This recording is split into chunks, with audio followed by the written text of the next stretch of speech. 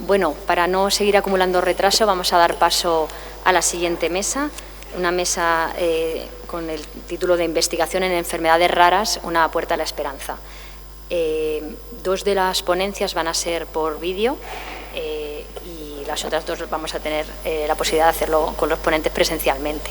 Vamos a empezar con el testimonio de esta mesa, que lo va a dar Trinidad Pérez Sánchez, que es madre de un niño con síndrome SETD5 y presidenta fundacional de la Asociación SETD5 de España. Adelante, Trini.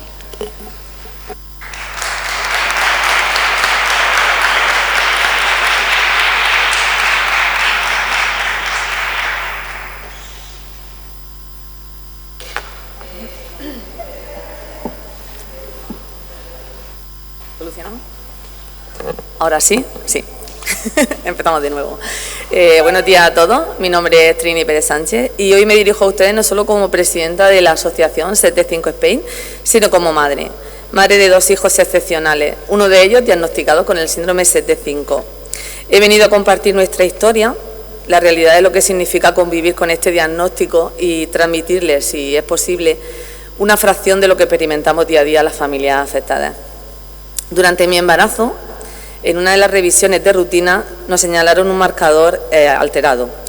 No obstante, tras realizar numerosas pruebas y consultar a distintos especialistas, nos dijeron que había sido una falsa alarma y nuestro bebé venía sano, y les creímos. Sin embargo, poco después de su nacimiento y como madre con experiencia, comencé a notar que algo no iba como debía. A los 6 meses, la hipotonía de mi hijo era tan severa que aún no podía sostener su cabeza. Fue el primero de muchos signos que nos hicieron comprender que nuestra inquietud no era infundada y que había algo más profundo que desconocíamos. A partir de ahí comenzó una travesía agotadora en busca de respuestas. Fuimos derivados a genética, donde nos sometimos a un sinfín de pruebas y análisis. La espera era interminable y cada diagnóstico descartado, no es Cornelia de Lange, no es KBG, no es Coffin Siris, era un golpe más al ánimo y una nueva sombra de incertidumbre sobre nuestras vidas. Con cada negativa, el miedo crecía, la esperanza menguaba y sentíamos que todas las puertas se cerraban, dejándonos sumidos en una soledad incomprensible. Finalmente, en uno de los estudios detectaron una alteración genética. Con el tiempo se comprobó que no era patológica ni era la causa de sus síntomas. Así que pasamos largos meses creyendo que nuestro hijo tenía un caso único en el mundo. Algo que nadie más había experimentado. Y no existen palabras, la verdad, capaces de describir lo que se siente cuando te dicen que tu hijo es un caso único en el mundo. Al cabo de 5 años, el verdadero diagnóstico llegó, el síndrome SETD5. Fueron 5 años de preguntas sin respuesta, de noches llenas de incertidumbre y desaliento.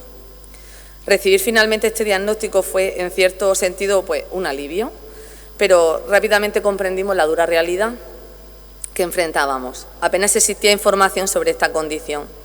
No había estudios, no existía un registro de pacientes o afectados, nadie podía darnos indicaciones precisas sobre qué esperar. Era, en todos los sentidos, una rareza dentro de las enfermedades raras.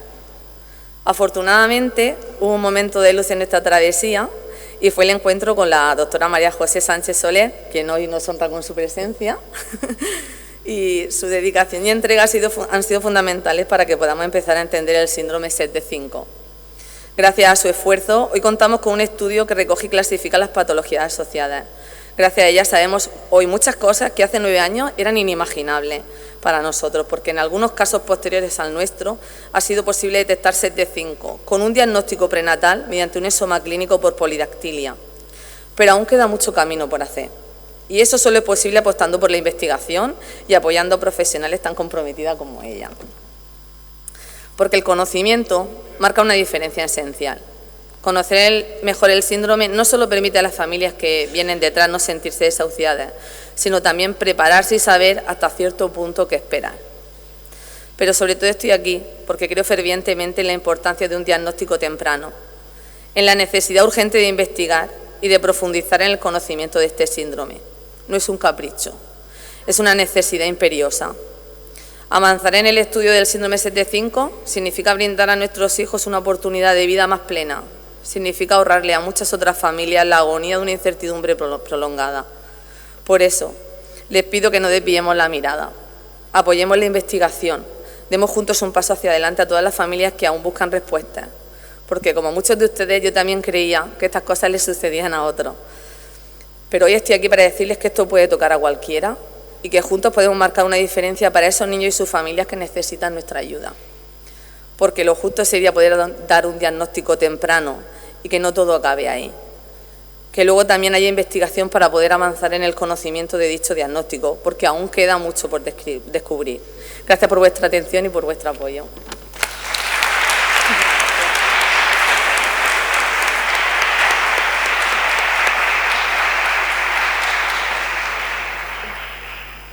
Muchas gracias, Trini, por tu testimonio y cómo reflejas, ¿no?, a veces las dificultades hasta que se conoce una entidad, hasta que se describe, hasta que podemos conocer cuáles son las manifestaciones clínicas de estos pacientes y poder, pues, acompañar, ayudar y guiar a las familias tras el diagnóstico. Bueno, en esta misma línea, nuestra siguiente ponente es la nombrada María José Sánchez Soler. Ella es pediatra, genetista médico, que trabaja en la sección de genética médica del Servicio de Pediatría del Hospital Virgen de la Risaca desde el año 2015. También es profesora asociada de esta universidad, de la UCAM, donde el grado de medicina imparte una asignatura de genética médica, donde ya sensibilizan a los estudiantes, futuros compañeros médicos, en el reconocimiento e identificación de estas enfermedades.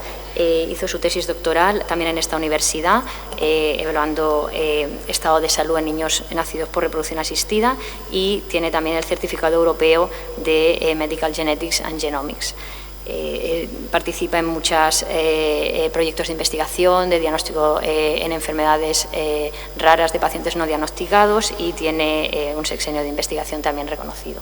Su ponencia de hoy es sobre la caracterización clínica y molecular de una cohorte española de casos con variantes en el gen SETD5, estudio colaborativo nacional.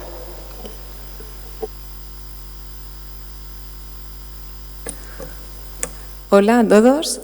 Buenas tardes. Lo primero, agradecer las palabras de Trini y también a la organización por invitarme a presentar un poco los resultados de este trabajo, que la verdad es que eso hemos llevado a cabo con mucha ilusión y por ampliar el conocimiento de la historia natural de esta enfermedad, las causas moleculares y avanzar, pues, en investigación clínica, ¿vale? Entonces voy a presentar los resultados de este estudio colaborativo que ha participado muchísimos hospitales de España, muchos facultativos de los diferentes hospitales, tanto genetistas clínicos como moleculares, neuropediatras, y hemos conseguido identificar 32 pacientes. Hasta el momento hay unos 40 y pico casos publicados, o sea que es un aporte importante. Aportamos mucha información nueva sobre la clínica de estos pacientes, como ahora iremos viendo. A modo de introducción, que sepáis, informaros, que el gen SETD5 codifica una metiltransferasa, que juega un papel fundamental en procesos epigenéticos de expresión génica. Ha habido una charla muy interesante previamente de epigenética y de diferentes mecanismos que intervienen en la expresión génica y la transcripción génica. No voy a entrar mucho en detalle, pero que sepáis que este gen está implicado en estos mecanismos. Tiene una expresión en todos los tejidos, pero especialmente en cerebro, y por ello, cuando hay alteraciones en la función o sobre todo pérdida de función de este gen, puede haber problemas de desarrollo cerebral y función neuronal. Ya se han descrito a día de hoy, pues, múltiples variantes de múltiples genes que también intervienen en estos procesos diferentes que intervienen en la transcripción génica, en la epigenética, de metilación, de dilación de histonas, etcétera, como el síndrome de Cristra, Kabuki, Wiedemann, Steiner, etcétera. Pues este es otro trastorno que comparte esas características. Y dado que estos procesos intervienen en el desarrollo global del individuo, pues por eso hay manifestaciones no solo a nivel neurológico, sino también en otros sistemas que ahora iremos viendo. Ya hemos hablado un poco de eso, de la epigenética. Realmente la epigenética hace referencia a esos cambios heredables que realmente en el ADN y histonas que no implican alteraciones en la secuencia del ADN, pero sí en cómo al final pues se expresa y eso da lugar a alteraciones también en el fenotipo y el desarrollo del individuo. Hay diferentes mecanismos. Desde el 2012 ya se planteó el gen SETD5 como candidato a que alteraciones en ese gen pudiera condicionar autismo. Se detectó en cohortes amplias de niños con TEA alteraciones en este gen, o sea que se planteó esa posible relación. A lo largo del tiempo se han descrito alteraciones y variantes genéticas pues, a lo largo de todo el gen. Y fue en 2014 cuando se describió por primera vez, digamos, el trastorno sindrómico de discapacidad intelectual sindrómica específico y se detalló más en detalle la clínica de estos pacientes. En ese momento, en 2014, pues, Groseva y colaboradores identificaron 7 pacientes dentro de una cohorte de casi 1000 pacientes con discapacidad moderada grave con variantes intragénicas en gen SETD5. Entonces, se estima que este gen está implicado en torno al 0,7%, 0,8% de pacientes con discapacidad, o sea que es una causa frecuente, relativamente frecuente de discapacidad intelectual. Otros autores posteriormente han apoyado estas cifras, en otras series pues se ha visto también eso que parece que explica en torno al 0,7%, 0,8% de los casos de discapacidad intelectual. Entonces, ¿qué clínica tenían estos pacientes en esos 7 pacientes descritos?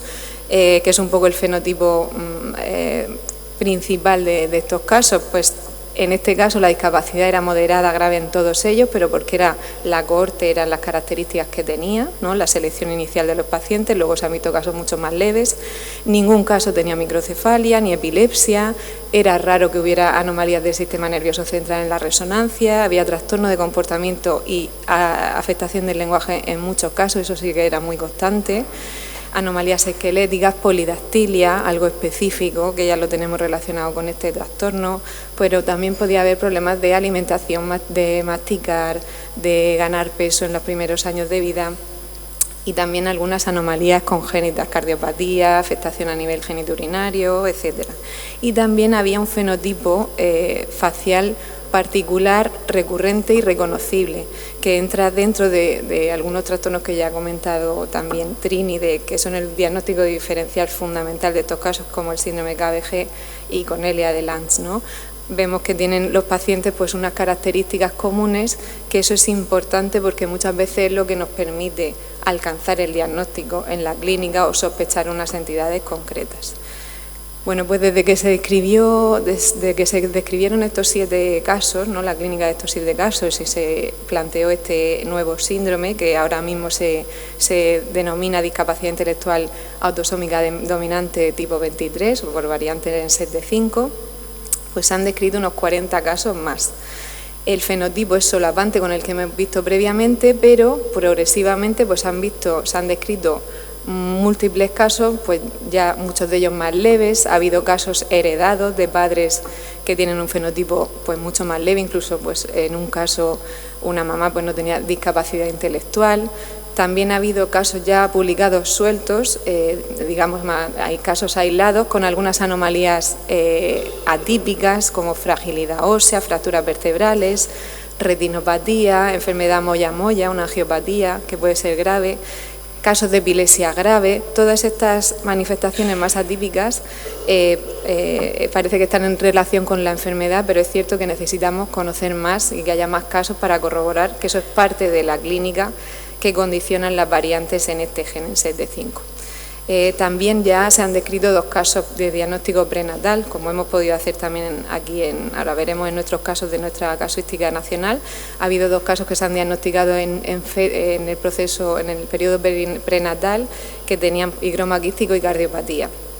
Entonces, en este contexto, cuando estamos en casos de una enfermedad que hay poca información, pues nos planteamos, después de identificar 7 casos con variantes en SETD5 en la región de Murcia, en conjunto con otros hospitales, hacer un estudio colaborativo, un esfuerzo nacional entre todos los clínicos que llevamos estos pacientes, juntar los datos de todos y bueno, hacer una caracterización exhaustiva clínica y molecular de todos ellos.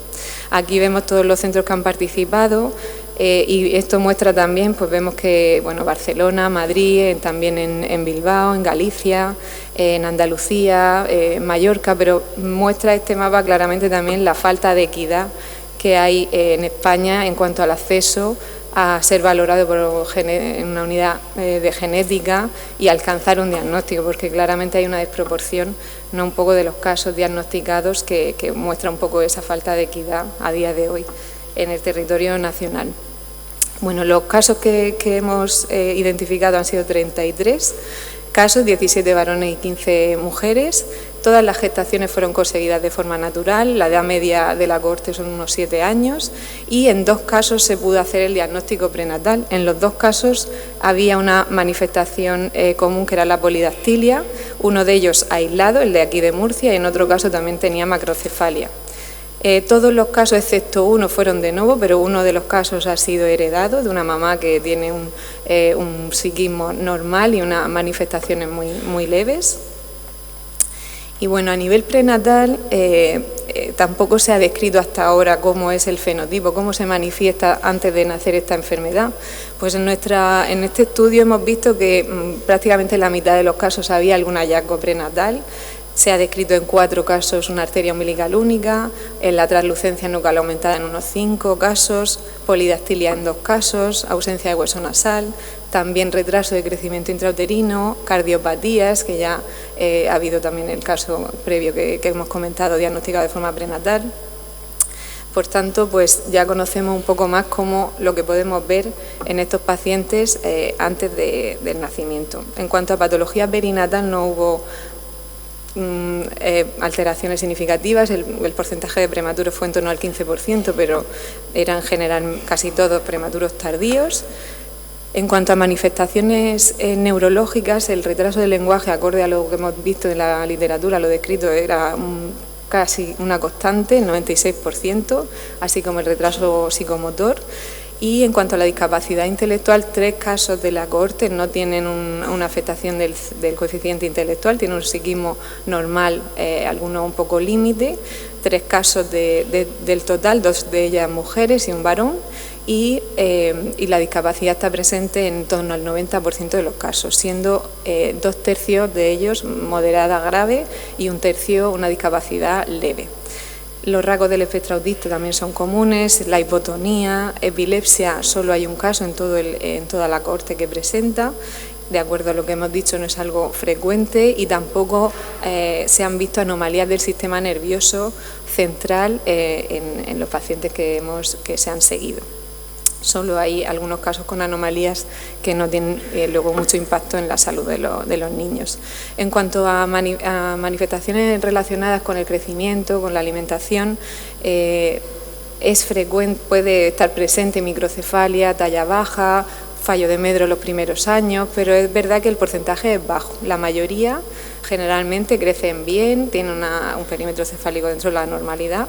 Y sí que es verdad que a nivel de la masticación, de deglución, sí que puede haber dificultades, más o menos en 1/3, 1/4 de los pacientes, por lo que es muy importante en los primeros años vigilar todo esto, y también puede haber reflujo gastroesofágico. En cuanto a malformaciones congénitas que hemos visto en este grupo de pacientes, el 37% tenía algún tipo de cardiopatía, hipoacusia en un porcentaje alto, y esto tampoco estaba así descrito previamente como algo importante a vigilar, en un 34% de pacientes lo presentaban, anomalías genitourinarias, el 20%, y otro aspecto que tampoco estaba muy descrito eran anomalías dentales. Estos pacientes, hay varios de ellos que tienen macrodontia, malimplantación, le faltan algunas piezas dentales, puede haber incisivo central, por lo que el seguimiento también por odontología es importante. Y a nivel de la vista no hay ningún caso con retinopatía, que apoye un poco esos casos así de manifestaciones más atípicas que hemos comentado, pero sí que es verdad que los pacientes pues, pueden tener miopía, astigmatismo, hay algún caso que ha habido nistagmus y también hay que tenerlo en cuenta. En cuanto a las anomalías esqueléticas que ya se describían, son un poco lo que hemos visto en nuestra cohorte, es similar a lo que hemos visto, se ha descrito previamente, la polidactilia, que en nuestro caso está en esta cohorte está presente en un 15% más o menos. También no se describen en la literatura otras anomalías digitales que sí son comunes en nuestro grupo de pacientes revisados. Hay pues, clinodactilia, braquidactilias, otras alteraciones a nivel digital. También se describe dismetría, que ya se había descrito previamente, forsita sacra. Y en la cohorte no se han visto en ningún caso fracturas y se ha realizado densitometría en algunos de los pacientes y han resultado normales. También, como se había planteado por algunos autores, si el fenotipo podía ser más leve en las mujeres o podía haber algún factor protector, se ha hecho un análisis comparativo en algunas características, manifestaciones clínicas entre sexos, sobre todo a nivel neurológico y de algunas malformaciones, y sí que parece que el porcentaje de afectación neurológica es un poco mayor en varones que en mujeres, pero es cierto que no hay unas diferencias muy llamativas. Necesitaríamos más datos para corroborar estos hallazgos, y por otro lado la polidactilia y la cardiopatía parecen un poquito más frecuentes en las mujeres, pero como digo, son datos, son un poco los pacientes y necesitaríamos más estudios. En este sentido, como hemos visto que el gen está implicado en la expresión génica y en procesos epigenéticos, y además a día de hoy se ha descrito ya una episignatura con un patrón de metilación concreto que presentan los pacientes con variantes en SETD5, en colaboración con el INGEN de Madrid, con el doctor Jair Tenorio, pues también estamos llevando a cabo una investigación para ver si hay diferencias en este patrón de metilación entre sexos que pudiera explicar esa posible mayor afectación en varones o confirmar estos resultados. En cuanto al fenotipo facial, aquí tenemos pacientes de nuestra región y vemos un poco pues lo que ya se ha comentado previamente, que sí que hay unos rasgos recurrentes, sobre todo lo más llamativo puede ser un poquito la zona de las cejas, que hay una sinofridia, unas cejas arqueadas, y la forma del filtrum y de la nariz, con la narina antevertida y un poquito gruesas. Sí que es pues reconocible, y eso a veces nos ayuda y nos permite establecer el diagnóstico de sospecha ahora mucho más rápido que hace unos años que no se conocía esta entidad. Entonces, esto se ha evidenciado y se ha objetivado mediante hay una plataforma con Face2Gene que mediante diferentes algoritmos, pues analizando las fotos de los pacientes con diferentes trastornos, hace como una máscara. Y el programa sí que reconoce que cuando analiza controles y pacientes con variantes en SETD5 es capaz de diferenciarlo, ¿no? qué paciente presenta alteraciones y cuál no, pero en cambio cuando los comparas con pacientes con KBG, que es un síndrome que comparte muchos rasgos faciales, la diferencia ya es más compleja y a veces no lo consigue diferenciar, y con otros trastornos pues sí que es fácilmente reconocible las diferencias, ¿no? Entonces eso sí que se establece que tiene unos rasgos faciales específicos, muy solapantes con los presentes en niños con KBG, y que básicamente los que hemos visto en nuestra cohorte coinciden con lo descrito. El filtrum largo está presente en el 80% de los pacientes, sinofridia, la nariz corta con narinas antevertidas y otras anomalías morfológicas. En cuanto a las alteraciones, a las variantes, se han descrito también en nuestra cohorte a lo largo de todo el gen. La mayoría son de tipo de pérdida de función, freezing o sense, pero hay algunas missense y algunas desplicing, y 26 de las 31 variantes que se han detectado en los pacientes no se habían descrito previamente, lo que es muy importante para ampliar el genotipo de la enfermedad. Lo hemos comentado en varias ocasiones, pero eso también está en la literatura, y en nuestros casos también ha pasado lo mismo. En 11 de estos 32 casos, de los 30 que no han sido diagnosticados, quitando los 2 prenatales, ¿no? 11 casos se sospechó un síndrome KBG por el solapamiento clínico que había entre los pacientes, y en otros 4 Cornelia de Lange, y otros trastornos a valorar o que se han planteado en algunos casos pues eran otras patologías como síndrome de Ascot, rasopatía, etcétera. Entonces tenemos que tener en cuenta que son los principales diagnósticos diferenciales en estos peques. Entonces, con toda esta revisión y un poco de la bibliografía y con el conocimiento de la clínica de los pacientes nacionales, ¿no?, de España, pues planteamos un poco el seguimiento interdisciplinar de estos pacientes que requieren según sus necesidades, porque la presividad es muy variable y cada uno tendrá sus necesidades, pero siempre al diagnóstico pues, se recomienda que haya una valoración cardiológica, auditiva, oftalmológica y realizar una ecoabdominal por todas las posibles anomalías que hemos visto que pueden asociarse. Hay que vigilar muy bien la alimentación, esos problemas de glutorio y de crecimiento de forma periódica, los primeros años sobre todo. Tener en cuenta esas anomalías dentales que puede haber que no están descritas, pero que hemos identificado en nuestra cohorte, hacer un seguimiento por odontología. También rehabilitación, porque es frecuente que pueda haber dismetrías, escoliosis, problemas esqueléticos es importante que les valoren, y también realizar densitometría ahora por esa descripción de posibles fracturas o más riesgo de fractura en estos pacientes. A priori, respecto a realizar o no resonancia magnética cerebral en estos pacientes, hemos visto que el riesgo de anomalías del sistema nervioso es bajo, por tanto, a priori no es, si no hay focalidad, no es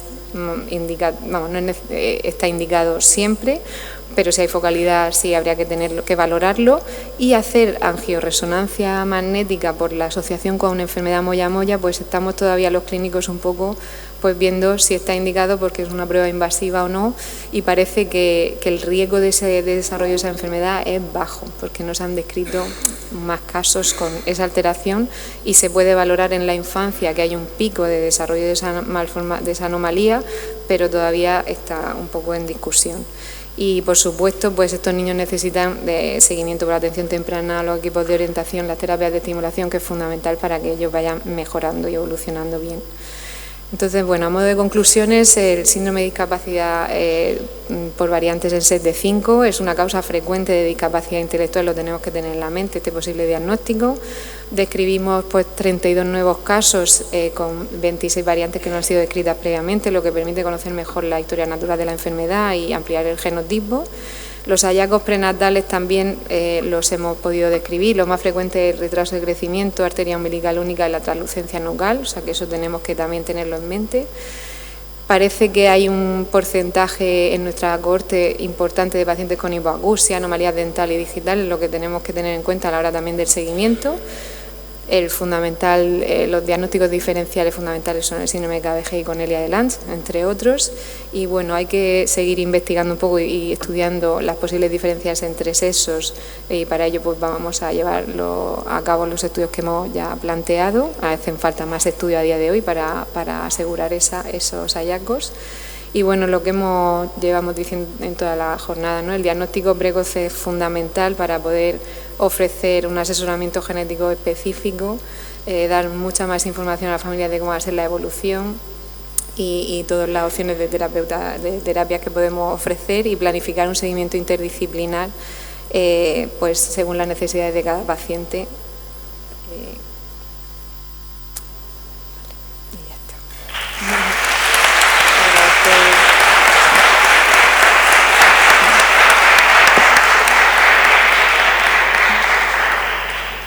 Muchas gracias, María José, por tu exposición. ¿Algún comentario o duda en la sala? Bueno, esta comunicación refleja, ¿no?, el día a día, ¿no?, el día a día de la parte del genetista médico, ¿no?, realmente el facultativo que se enfrenta al paciente, el que está viendo al paciente y también está luchando en ese proceso de diagnóstico de ese paciente.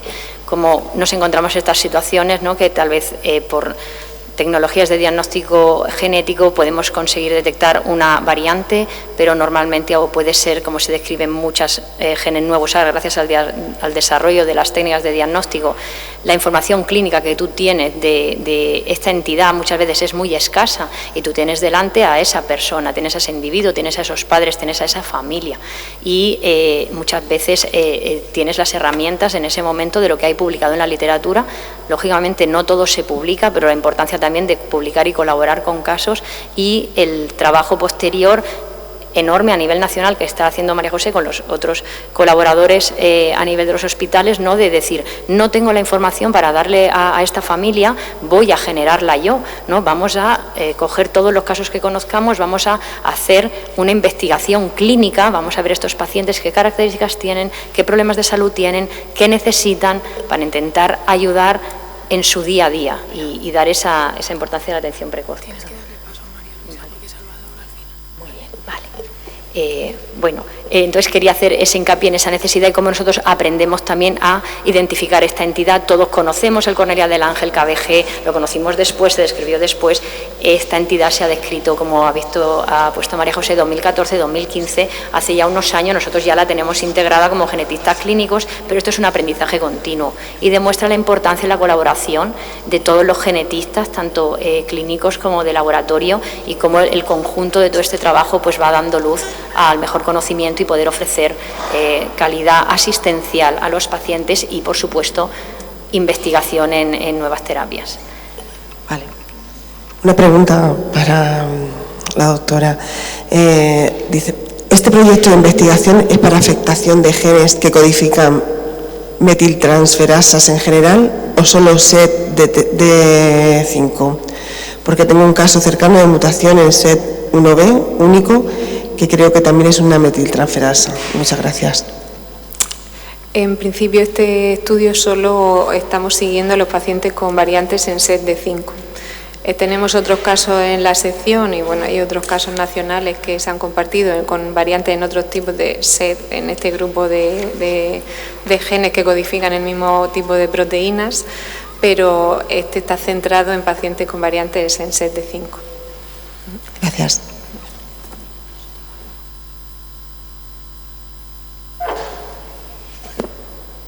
Bueno, pues voy a dar paso a la siguiente ponente, que es María Luisa Cayuela. Ella es licenciada en Biología en la Universidad de Murcia y ha ido su línea de investigación y de interés siempre en regulación genética, inicialmente en cáncer, luego en otras patologías más relacionadas con enfermedades raras, como disqueratosis congénita, fallos de médula ósea, y en sus últimos años ha trabajado mucho en el desarrollo de modelos de pez cebra para la investigación en enfermedades raras. Pues ya va a dar paso a su ponencia titulada Del laboratorio a la vida real, nuevas terapias y estrategias. Bueno, pues muchas gracias por la presentación y gracias sobre todo a DGENES y a la UCAM por cada vez hacer este congreso que cada año incrementa en calidad. Lo tengo que decir, me he divertido mucho, he disfrutado muchísimo con algunas charlas que ya hablaré con los ponentes porque me he quedado con alguna pregunta. Bueno, pues vamos al lío. Cuando me estuve preparando la charla, pues me di cuenta de que el título que le había puesto, la verdad, del laboratorio a la vida real, como si el laboratorio no fuera real y como si los científicos no tuviéramos vida, ¿verdad? Entonces me equivoqué completamente en el título, porque yo lo que quería decir era, pues esas expectativas que tienen los científicos como yo, que estamos en el laboratorio, de que lo que investigamos, aparte de conocimiento, se traslade después a la clínica. Pero claro, las expectativas, la esperanza, eso tampoco va con los científicos porque nosotros somos rigurosos, hacemos los experimentos, sintetizamos datos y tenemos que ser muy cautos con lo que decimos. Entonces, al final, yo creo que voy a cambiar el título de mi charla y se va a llamar así de simple como de la investigación a la aplicación clínica, ¿no? Las nuevas estrategias y terapias para enfermedades raras. Entonces, bueno, pues vamos a empezar.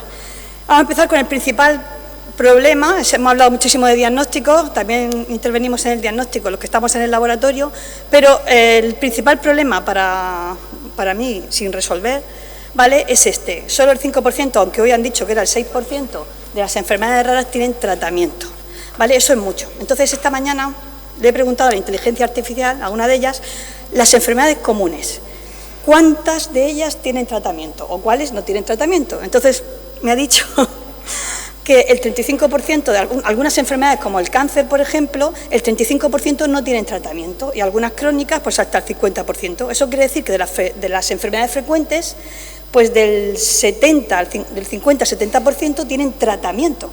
Entonces, fijaros qué diferencia de números, es impresionante. Entonces, esto solo se explica por una cosa. Aparte de los beneficios económicos de la farmacéutica o no quiero hablar más de nadie, lo que está faltando aquí es investigación. Falta investigación. Estos números tan dispares solo puede ser eso. Entonces, desde nuestro laboratorio se lanzó hace ya 4 años con bastante ayuda de la comunidad de la región de Murcia, un proyecto que se llama Cebra Única, ¿vale? Antes se llamaba CEBER y ahora se llama Cebra Única, que consiste, no sé si tengo algo para apuntar, ¿no hay puntero? Bueno, pues me cacho. A ver, ¿se ve? No se ve. No sé si este puntero funcionará. Sí. Venga, aquí abajo, pues mucho mejor. Vale, pues este es digamos, cómo trabajamos. A nosotros al laboratorio nos llegan pacientes con enfermedades raras con diagnóstico y sin diagnóstico. Los que no tienen diagnóstico, ya se ha hablado, se ha comentado por algún iba a decir speaker, perdona que no me salen las palabras a veces. Gracias. gracias, por algún ponente, pues que hacen falta ensayos funcionales. Entonces nosotros hacemos esos ensayos funcionales para saber si esa variante en el genoma es o no causante de la enfermedad. Pero hoy solo voy a hablar de los pacientes que ya vienen con diagnóstico. Entonces, en ese caso, vienen con diagnóstico y no tienen tratamiento. Y lo que hacemos en el laboratorio es, utilizando un modelo animal, en este caso el pez cebra, generamos un avatar, es decir, reproducimos la mutación de ese paciente y, lo más importante, evaluamos fenotípicamente a ese modelo avatar, es decir, reproduce algún síntoma parecido a los enfermos, y si tenemos esa evaluación fenotípica, si es positivo, que eso es una de las grandes alegrías que recibimos en el laboratorio, pasa a la siguiente fase, que sería utilizar ese avatar para buscar fármacos. ¿Qué fármacos? Pues fármacos por reposicionamiento, fármacos que ya se utilizan en la clínica, ya le hablaré de ellos, o incluso nutracéuticos, es decir, compuestos naturales. Y si de aquí sale algún fármaco, entonces después pasamos a la validación utilizando, hacemos una caracterización molecular y pasamos al siguiente paso, que sería la validación normalmente en células de pacientes.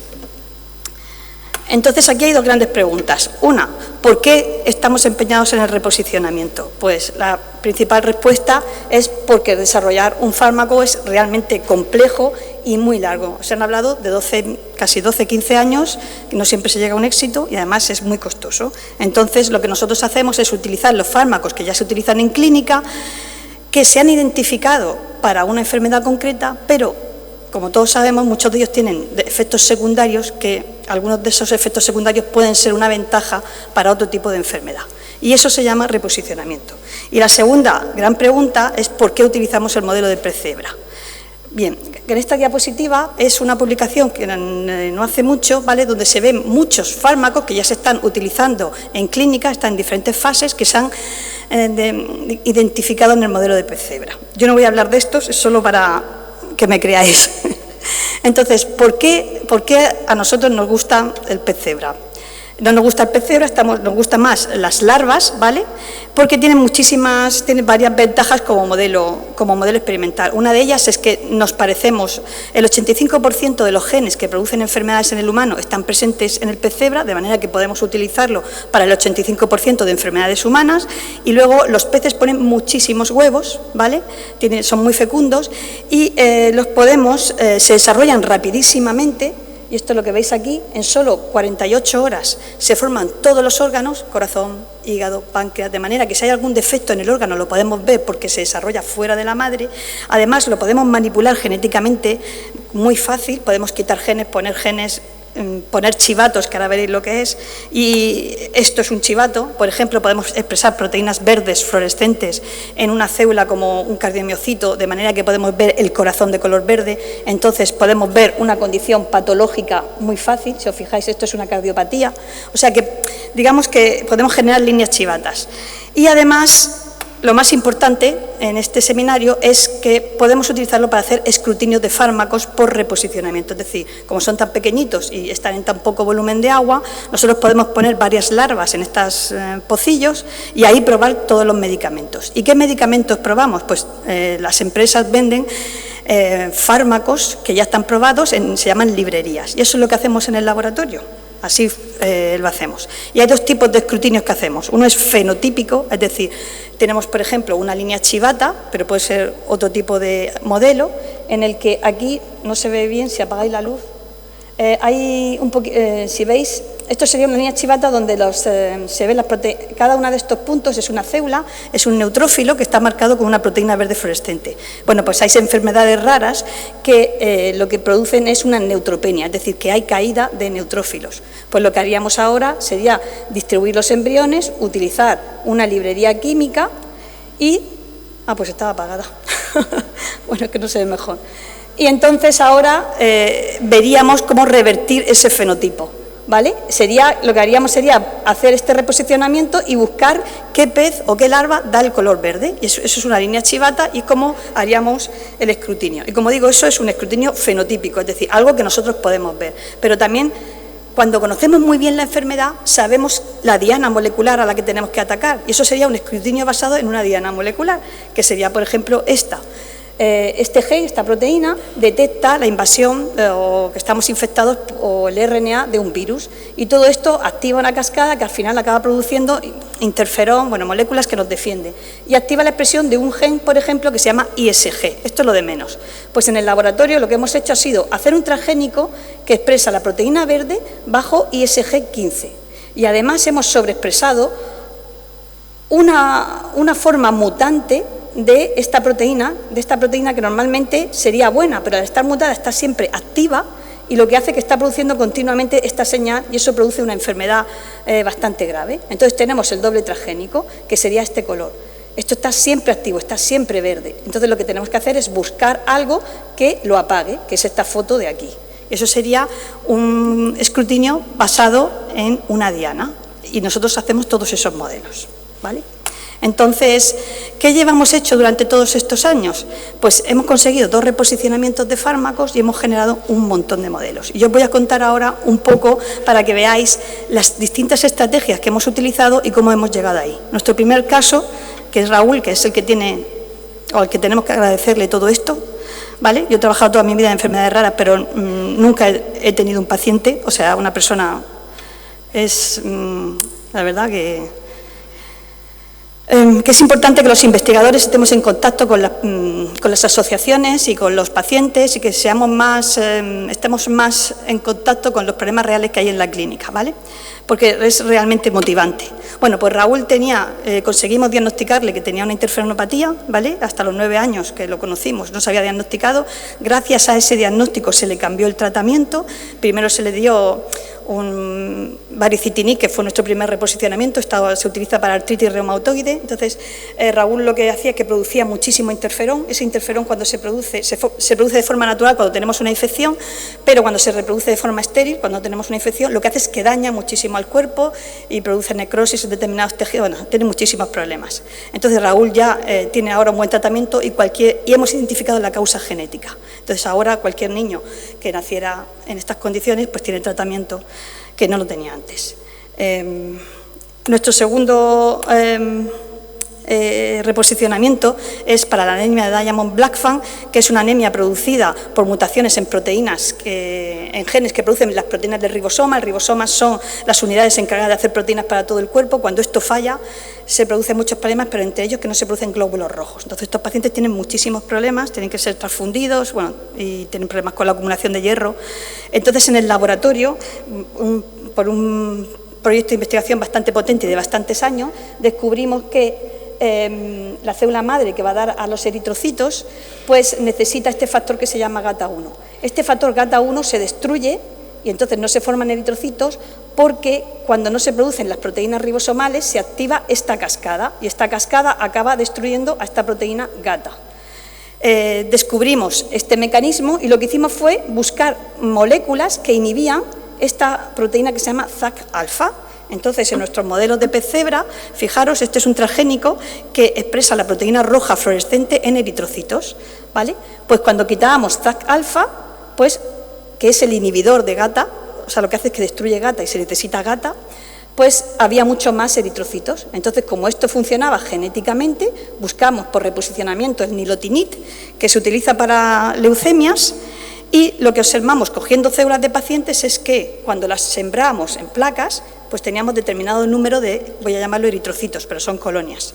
Pues cuando lo tratábamos con nilotinib y otros, pues fijaros que se hasta duplica el número de colonias. Entonces estamos ahora empezando un ensayo clínico. Los clínicos con los que trabajamos nos han dicho que esta molécula es mucho mejor que estas otras. Entonces, al final hay una colaboración entre clínicos e investigadores para llegar a esto. ¿Y dónde estamos ahora? Pues hemos hecho más de 20 modelos para enfermedades raras. Entre ellos, la disqueratosis congénita, que es mutaciones en telomerasa, hay proteínas que se unen al telómero, eso da igual, ¿vale? Produce envejecimiento prematuro, o Nesmith, que es una proteína que produce discapacidad intelectual y problemas en el movimiento y epilepsias. Y lo que hemos hecho es, como sabemos qué gen es el que está mutado, hemos hecho otro escrutinio de otra manera. ¿Qué hemos hecho? Hemos tratado a los peces con la diferente librería y esta vez no hemos utilizado proteínas verdes fluorescentes, sino lo que hemos hecho ha sido un marcador que ahora os contaré cuál es, lo hemos medido por PCR, de manera que lo hemos utilizado ese marcador para ver si algunas moléculas revierten el fenotipo. ¿En qué consiste ese marcador? En el caso de la disqueratosis congénita, que tiene mutación en telomerasa, en heterocigosis, pues lo que hemos hecho el modelo en pez cebra y hemos visto si echando las moléculas somos capaces de activar el alelo silvestre. Y lo que vemos es que todas estas moléculas son capaces de activar la expresión de la telomerasa. Entonces ahora tenemos que hacer una serie de validaciones. O sea, en este caso la estrategia ha sido activar el gen que está mutado en heterocigosis.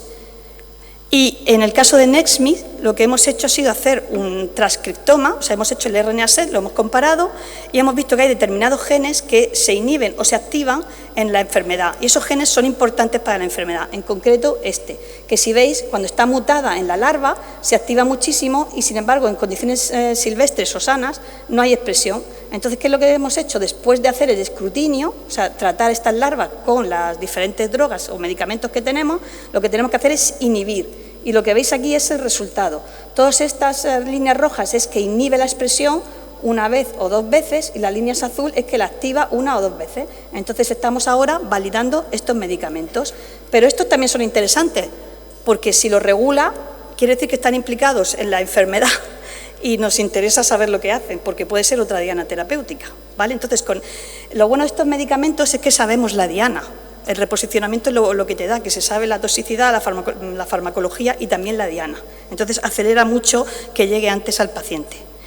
Y me gustaría contar el último caso, no sé cómo voy de tiempo, ¿cómo voy? Muy bien, que es otra enfermedad, claro, rara, que es la mutación en un transportador de sodio y potasio. Esto es muy importante, bueno, para la excitación de las neuronas, la sinapsis. Entonces, estos pacientes tienen alteraciones en el movimiento e incluso tienen, bueno, un retraso en el desarrollo. Pues, claro, como en principio el fenotipo que esperaríamos es un problema en el movimiento, lo primero que hicimos con nuestras larvitas fueron grabarlas, que es esto que tenéis aquí. Aquí tenemos unas larvas que son silvestres, ¿vale? Son así de pequeñas. Entonces, si veis, bueno, pues se mueven, pero ellas van tranquilas, ¿no? Van por la placa tranquila y van nadando a gusto, como yo diría. Y sin embargo, las que están mutadas en este transportador, a ver si veis vosotros alguna diferencia.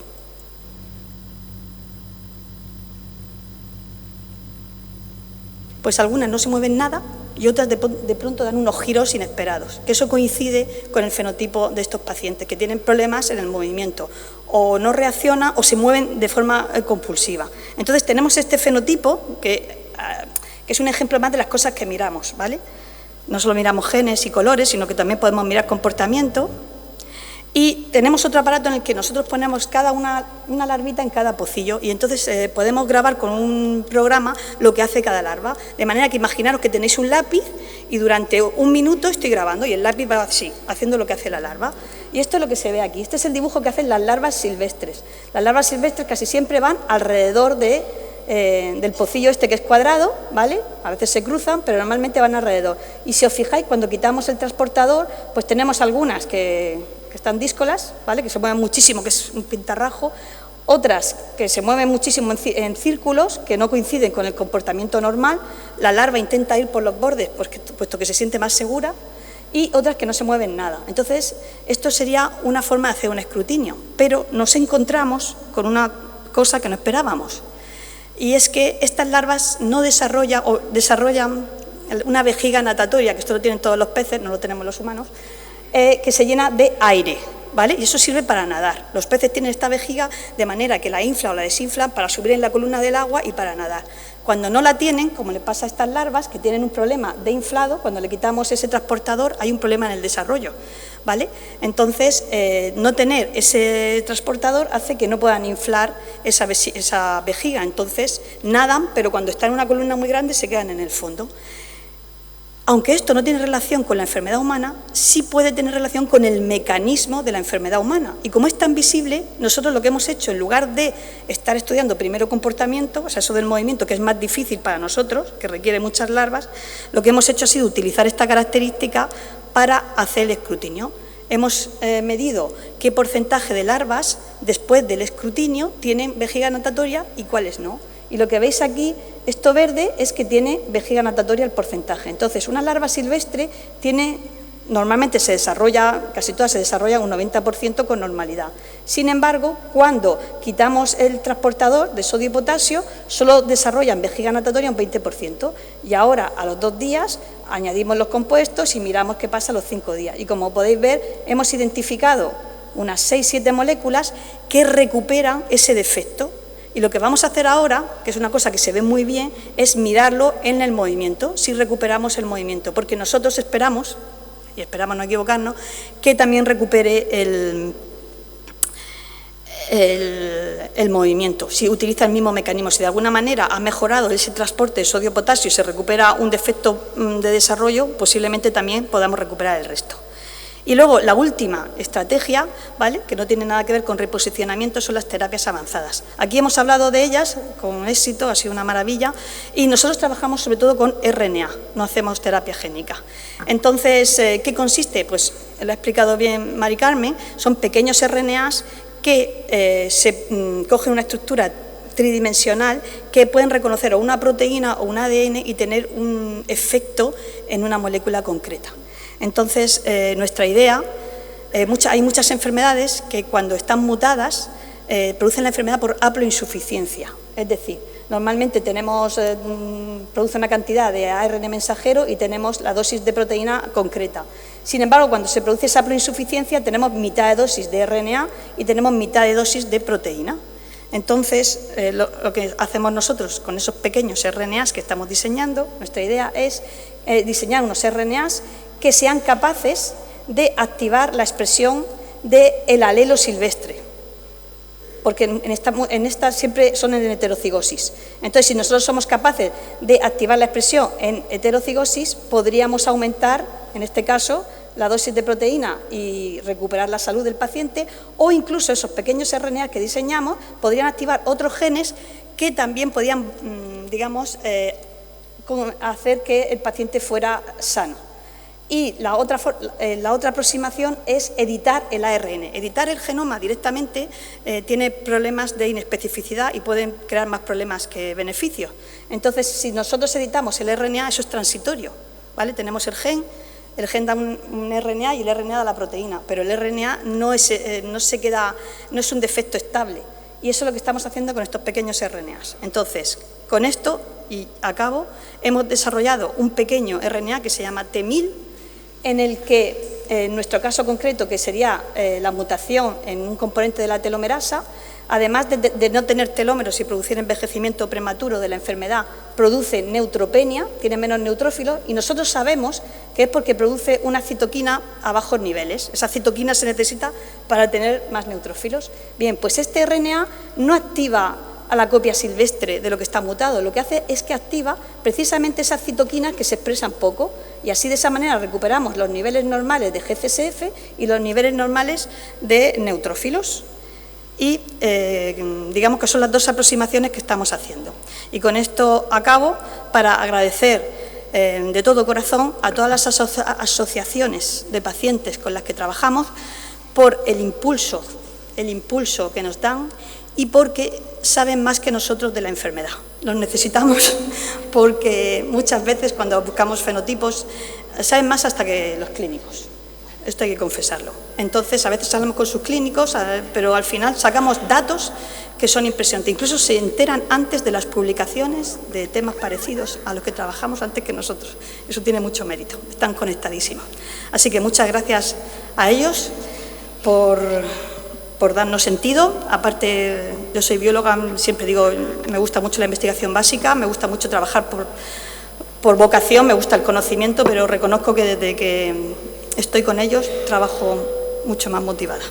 Así que muchas gracias.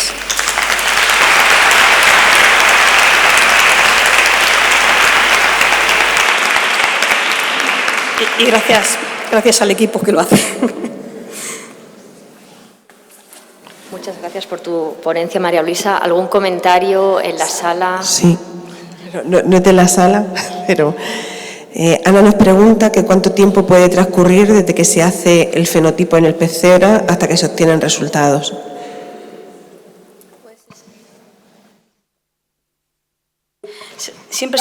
Siempre se me olvida decir cuando empiezo la charla que soy una entusiasta empedernida, mutante genéticamente en eso. Entonces parece todo fácil, pero no lo es, ¿vale? Entonces voy a empezar así, ¿qué voy a hacer? Y entonces, si todo va bien, imagínate que haces el modelo, tienes fenotipo, en menos de un año tendríamos que haber repasado 2 librerías que tenemos. Nosotros nunca hacemos las librerías completas. Cuando tenemos algún positivo paramos y validamos. O sea, yo no espero a escrinear o a escrutar 700 compuestos. Yo, si voy por el 100 y me salen 2 positivos, me pongo a estudiar esos 2 positivos. Entonces, nosotros calculamos un año, pero lo cierto, por ejemplo, que con NESMIC, por ejemplo, hasta que hemos conseguido el modelo, que nos ha costado muchísimo, pues hemos tardado 3 años, ¿vale? Tenemos otros, por ejemplo, este del modelo de la vejiga, pues que estamos rapidísimos, en menos de 9 meses lo hemos hecho. Hemos visto un fenotipo que esperamos que tenga relación con el movimiento. Si no hubiésemos visto eso, a lo mejor teníamos que haberlo hecho con el movimiento y necesitamos muchísimas más larvas, porque necesitamos media placa, no solo 2 pocillos. Entonces, todo eso depende. O sea que, y luego hay que hacer la validación. Es muy importante lo que vemos, comprobar que efectivamente está revertiendo la enfermedad y que no es un efecto, un artefacto o algo secundario, algo que no tiene relación, porque nos está pasando que encontramos medicamentos que hacen cosas, pero es porque afectan a cosas muy importantes. Entonces, bueno, tenemos que, o sea, para contestar, si hay suerte, si todo va bien como debe de ir, en 9 meses, 2 librerías de 1.200 compuestos en total lo podemos hacer. Sí. En hacer el modelo, porque nosotros trabajamos, no lo he dicho, pero es tan alta la eficiencia de mutación cuando utilizamos unas tijeritas, ¿vale?, que podemos trabajar en lo que nosotros llamamos F0, es decir, nosotros microinyectamos esas tijeras y es tan eficiente que casi es mutante, en un 80 o 90% esa larva es mutante. Pero si queremos conseguir el modelo con la mutación, se necesita mínimo 9 meses para conseguir el modelo mutante o transgénico en la enfermedad que quieres, si lo necesitas que se exprese una proteína con una función dominante. O sea que, para ser sinceros, échale un par de años. Mínimo.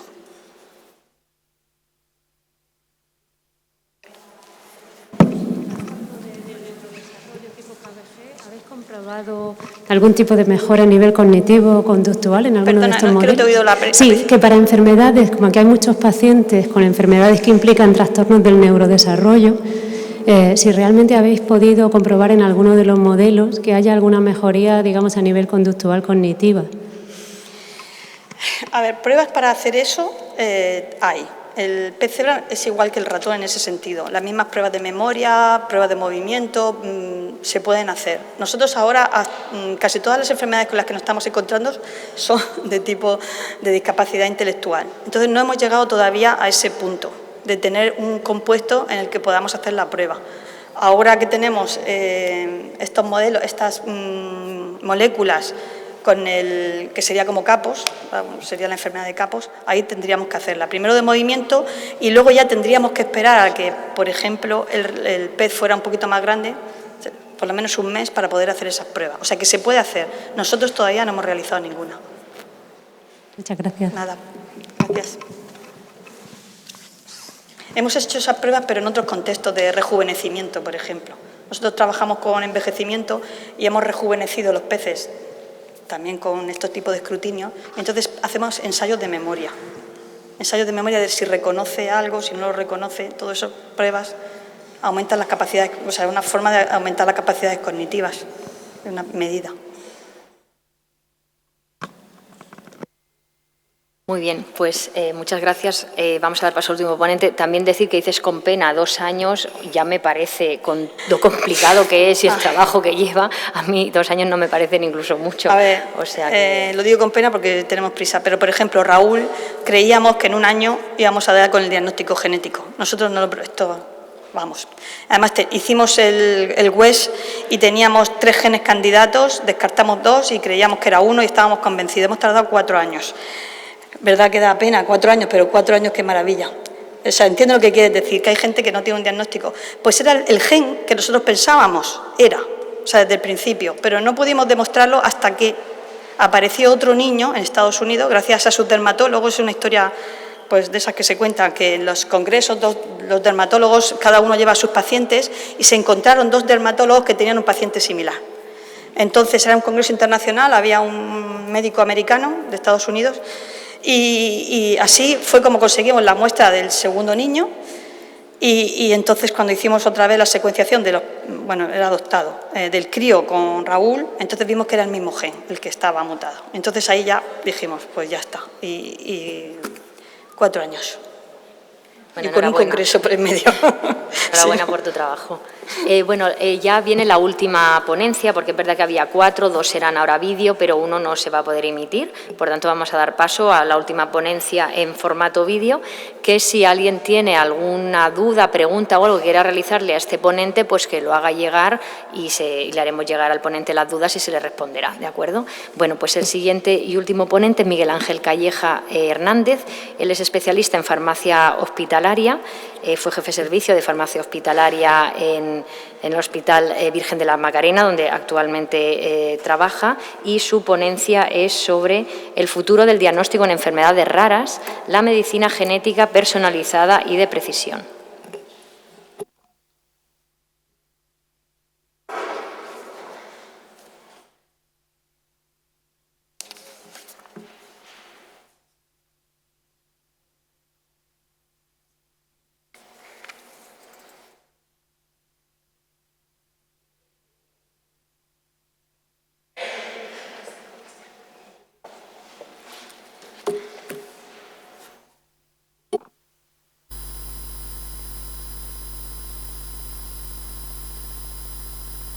Muy buenas a todos, muchísimas gracias por la invitación a la organización, gracias a la Universidad Católica de Murcia, y para mí es un placer el poder participar en esta mesa redonda. Mis anteriores compañeros ponentes han hecho unas presentaciones. Muy buenas a todos, muchísimas gracias por la invitación a la organización, gracias a la Universidad Católica de Murcia, y para mí es un placer el poder participar en esta mesa redonda.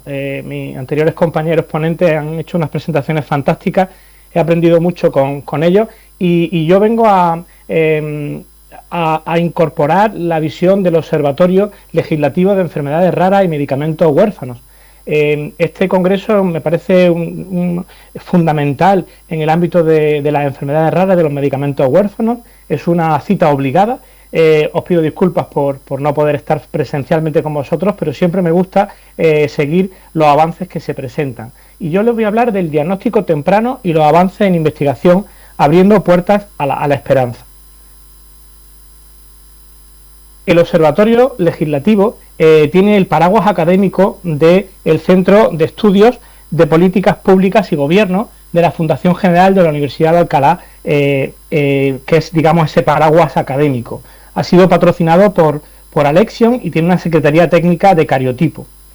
Y tiene una serie de colaboradores, entre ellos la Escuela Andaluza de Salud Pública y 2 sociedades científicas, la de farmacología y la de nefrología.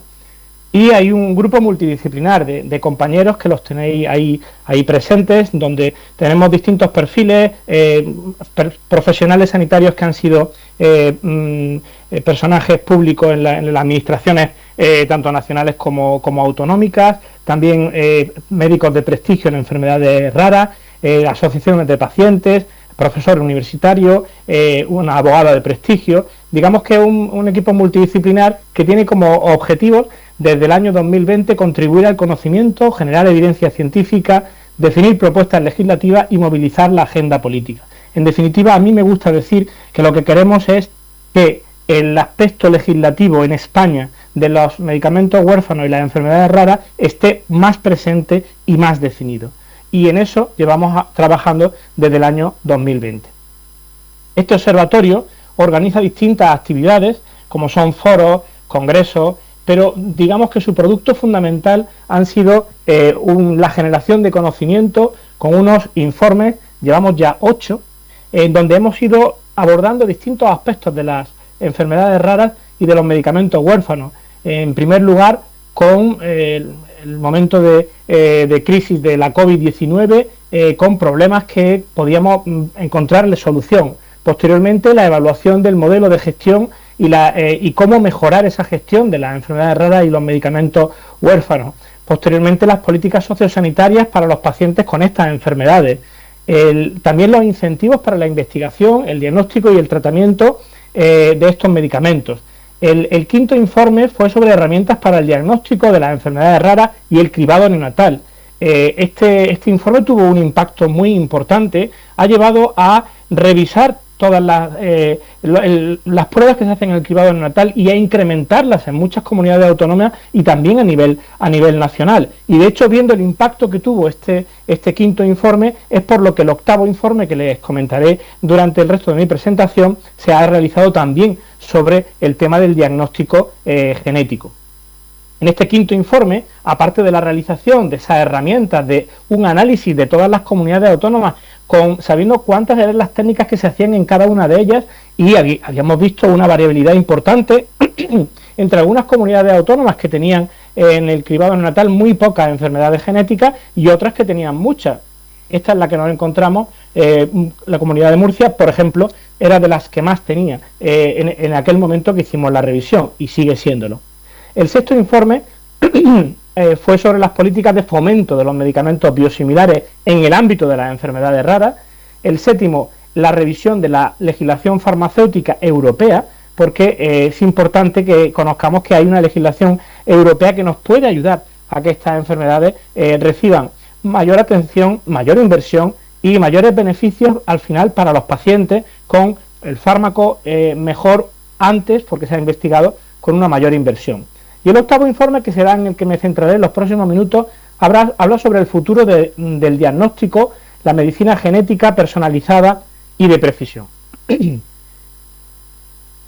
este informe, que tiene la estructura que ven en pantalla, se ha revisado la aplicación de nuevas técnicas de diagnóstico para las enfermedades raras en Europa, especialmente en algunos países que están muy bien organizados en este sentido, como es Holanda. La situación de las nuevas técnicas de diagnóstico en España, iniciativa y marco regulatorio, porque se ha revisado el tema del cribado genético, pero también aquellas técnicas de medicina personalizada y de precisión, lógicamente. En cuarto lugar, los desafíos de la implementación de nuevas técnicas de diagnóstico en España y unas recomendaciones finales.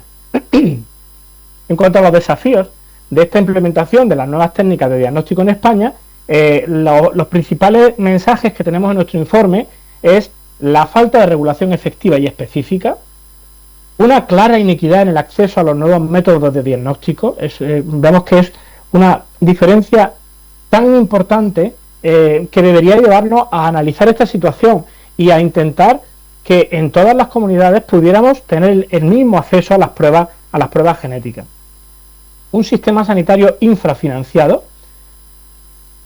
Medicamentos huérfanos se utilizan para muy pocos pacientes y el importe por paciente en algunos casos es alto, pero el impacto presupuestario global no es tan alto porque el número de pacientes es muy bajo.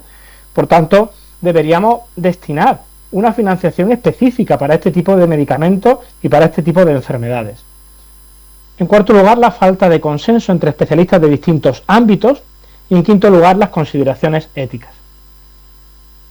Las recomendaciones prioritarias a las que llegamos con este informe, que lo tienen en texto completo en Internet, si lo ponen ustedes Observatorio Legislativo de Enfermedades Raras, es la primera acepción que tenéis. Se trata de, en primer lugar, establecer un marco regulatorio específico que abarque el desarrollo de estas nuevas técnicas de diagnóstico y su acceso equitativo.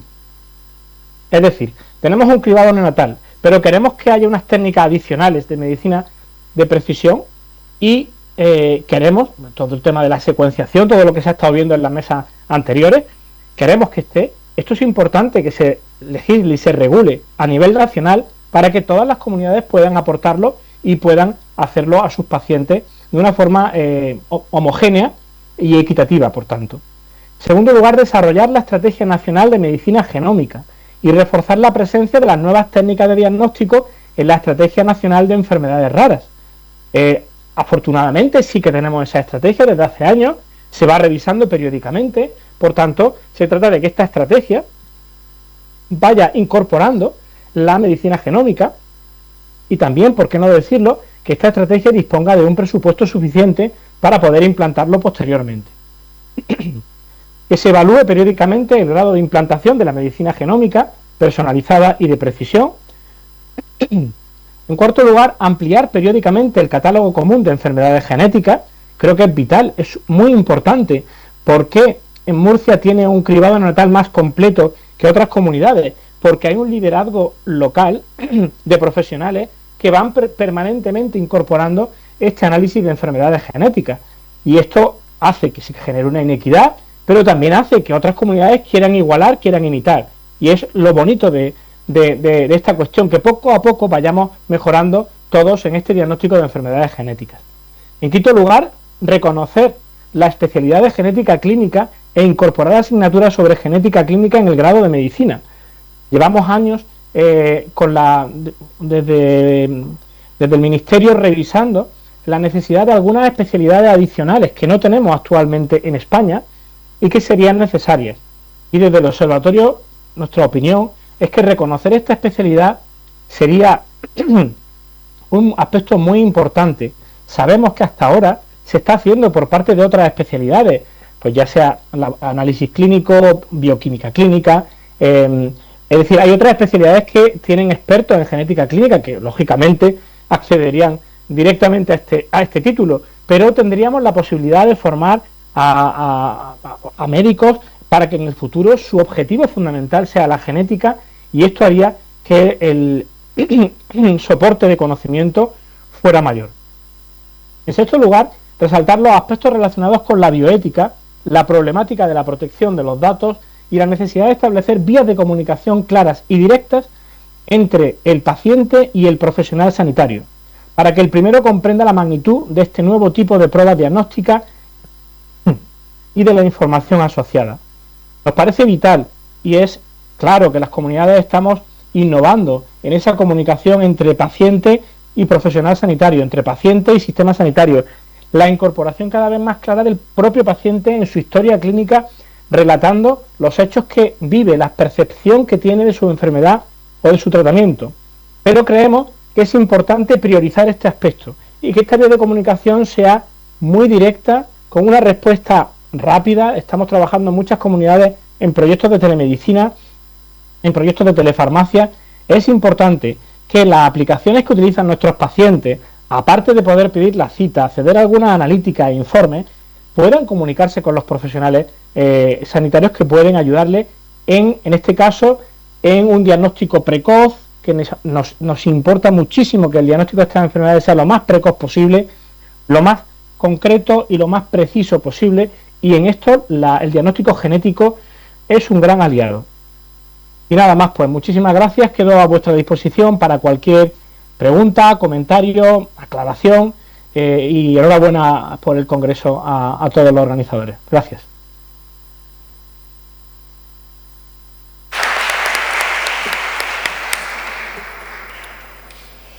Muy bien, lo dicho, cualquier comentario que se le quiera hacer al ponente se lo podrá hacer, y yo aprovecho porque vamos bien de tiempo al haber fallado una ponencia, de decir, bueno, la importancia, ¿no?, lo ha expresado el ponente del reconocimiento de la especialidad, tanto de genética de laboratorio como de genética médica, porque es importante tener formados profesionales en ambos ámbitos para trabajar siempre de forma conjunta y con la investigación, como se ha demostrado en estas mesas. Decir que nos han nombrado como pioneros y privilegiados en muchos aspectos en el screening neonatal, cosa que me enorgullece mucho de mis compañeros del Centro de Bioquímica, como que siempre estamos ahí intentando desde Murcia estar en la investigación y en el diagnóstico de enfermedades raras. Y también decir que por la parte de la formación de las universidades, pues también me enorgullezco, y lo decimos aquí, que en la UCAM hace ya más de 10 años en los que se imparten 2 asignaturas de genética en la carrera, en el grado de medicina, tanto en segundo de genética humana como en quinto ya de genética médica, Creemos que son unas asignaturas que los alumnos disfrutan mucho, unas asignaturas en las que nosotros les explicamos ya como futuros profesionales todas las enfermedades genéticas por especialidades, les impregnamos del conocimiento de estas enfermedades, les decimos que la genética va a estar en su vida, hagan la especialidad que hagan y tienen que reconocer las entidades, y llevamos un gran esfuerzo ya durante muchos años. Creemos que los alumnos disfrutan, siempre se acerca alguno motivado y preguntándonos qué es lo que tienen que hacer, qué especialidad tienen que coger para hacer lo que nosotros hacemos. Hecho y reflejo de eso es que nosotros tenemos un montón de residentes, de momento había la pediatría, pero también de otras especialidades que piden rotar en nuestra sección de genética médica para formarse, cosa que otras comunidades, compañeros envidian. Madrid, Barcelona nos dicen, pero ¿por qué nosotros no tenemos residentes que les interese? Porque estamos en la universidad y ahí es lo importante. Y bueno, y decir también que también hay un proyecto en la Universidad de Murcia dentro de 3 años, cuando lleguen a quinto, los que empezaron hace otro año, pues también de introducir esta asignatura de medicina genómica en la carrera de medicina. Por lo tanto, bueno, pues la región es siempre pionera, siempre con ayuda y apoyo, sobre todo también de las asociaciones, de Juan Carrión, todo esto que nos impulsa, pero en eso también somos pioneros y aprovecho para decirlo. Y nada, pues ya concluyo esta mesa, hemos acabado bastante on time y hay un break ahora para la comida y empieza esto a las 4:30, ¿de acuerdo? Antes de marcharnos, recordarles que seamos puntuales a las 4:25 aquí para continuar con la sesión de tarde. Gracias.